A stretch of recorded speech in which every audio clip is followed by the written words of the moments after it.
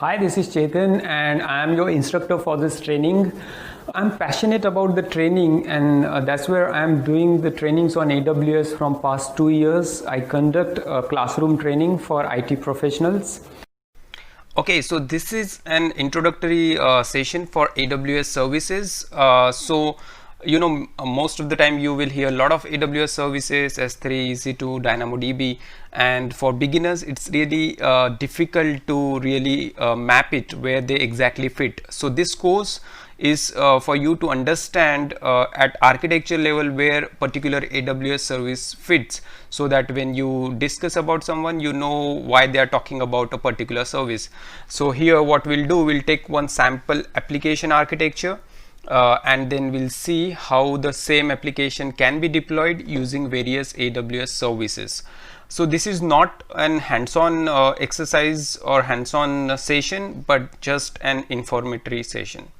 Okay, so before getting into AWS services, first we will understand what are AWS global data centers, what are regions, availability zones, edge locations, so that you know different AWS services works at different level.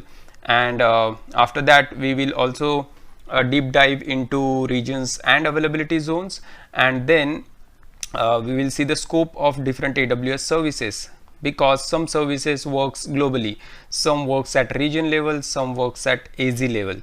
So we'll understand that concepts, and finally we'll talk about a lot of AWS services in each category, like compute services, analytics services, storage services, databases services, network management, and then application and development services.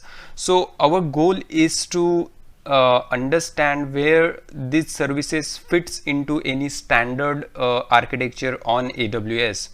There are 130 plus services and it's not really possible to accommodate all services into any standard architecture, but I tried to include as many services as I could. So our goal would be to build a sample application architecture which would look something like this without AWS, and ultimately we will see the same architecture if you want to go AWS way, how it would look like. So we'll build this architecture from the scratch, right from starting.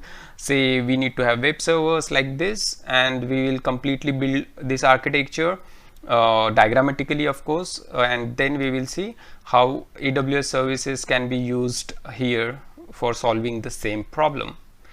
Okay, so if this excites you, go ahead and watch this course, and hopefully after this complete course you would understand the purpose of various AWS services, where they fits into any standard architecture.